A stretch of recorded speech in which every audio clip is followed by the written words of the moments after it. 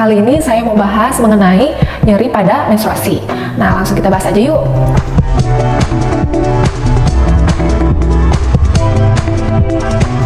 Nyeri pada menstruasi ini normal nggak ya? Sebenarnya bisa normal, bisa juga nggak normal. Nyeri pada menstruasi ini kita sebutnya sebagai dysmenorrhea. Jadi dia itu kram atau nyeri di perut bagian bawah. Nah, biasanya ini 1-2 hari saat menstruasi, jadi awal-awal menstruasi. Nyerinya bisa bervariasi, tergantung orang-orang. Bisa juga cuma pegel-pegel atau kram doang, tapi bisa juga nyeri hebat sampai mengganggu aktivitas atau sampai nggak bisa aktivitas sama sekali. Nah, gejala-gejala yang lain juga bisa mengikuti saat wanita menstruasi. Contohnya mood swing, jadi mut-mutan, bisa juga jadi lemas, lesu, letih, terus bisa juga pusing, nyeri kepala, atau mual, muntah, dan bisa juga malah diare atau malah sering pipis.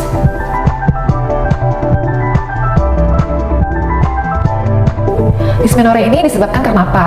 Dysmenorrhea ini disebabkan karena dua sih, satu primer, satu sekunder. Nah, yang primer ini yang disebabkan bukan karena dari masalah organ reproduksi, tapi memang karena fisiologis atau normalnya memang begitu.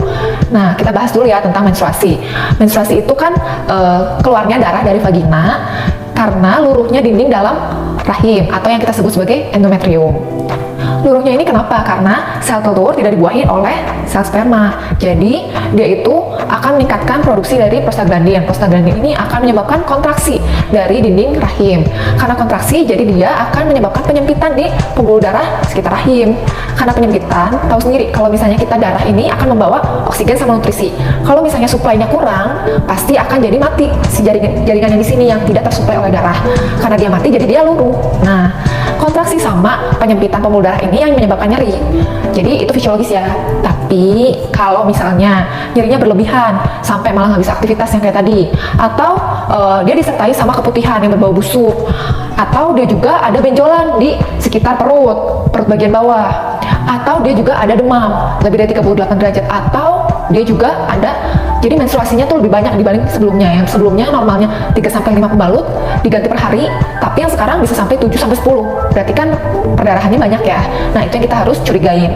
Salah satu di antara ini kita udah harus curiga, oh mungkin ada masalah dari organ reproduksi. Nah, ini adalah penyebab yang dua. Jadi sekunder ini karena ada masalah di organ reproduksi.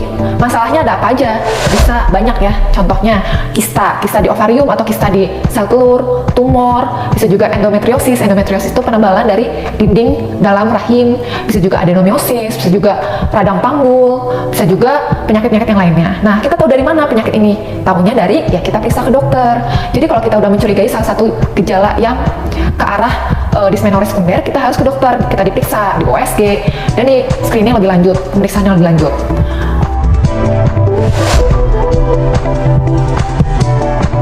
Dysmenorrhea ini datangnya tiap bulan, jadi kita harus tahu cara meredakannya, cara menguranginya. Caranya itu gimana? Satu, dengan istirahat cukup. Istirahat cukup itu tidur 6-8 jam tiap harinya. Kemudian dikurangin yang begadang-begadang itu, jadi jamnya juga harus teratur. Yang kedua juga, kurangin angkat-angkat berat, kurangin aktivitas yang terlalu memforsir tubuh. Kemudian kompres dengan air hangat di bagian perut bagian bawah. Jadi kita bisa kompres itu 10-15 menit sambil dipijat biar lebih enakan. Atau kalau misalnya males nih kompres karena males kan ambil handuk, ambil baskom, kita juga bisa mandi dengan air hangat atau berendam dengan air hangat. Kalau misalnya setelah kompres, setelah istirahat, kita tetap masih nyeri, kita bisa minum obat pereda nyeri atau pengurang nyeri, yaitu kita biasanya pakai di golongan paracetamol atau asamifenamat. Itu bisa membantu rasa nyeri atau mengurangi rasa nyeri. Tapi kalau misalnya sudah minum obat, sudah kompres, sudah istirahat, tetap aja masih nyeri, nah ini yang kita harus curigain. Mungkin ada masalah di organ reproduksi. Jadi kita harus segera ke dokter untuk di screening atau untuk diperiksa.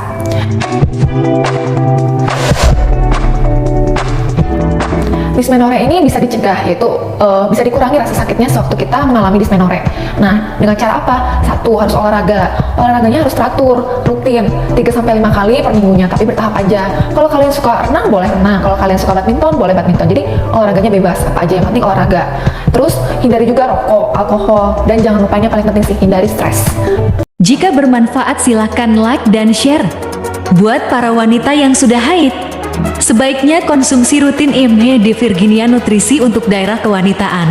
Sangat banyak manfaatnya dan pastinya akan menjaga kesehatan vagina dari keputihan, kista, miom, kanker, Untuk mendapatkan produk hubungi WhatsApp 082231457727. Terima kasih.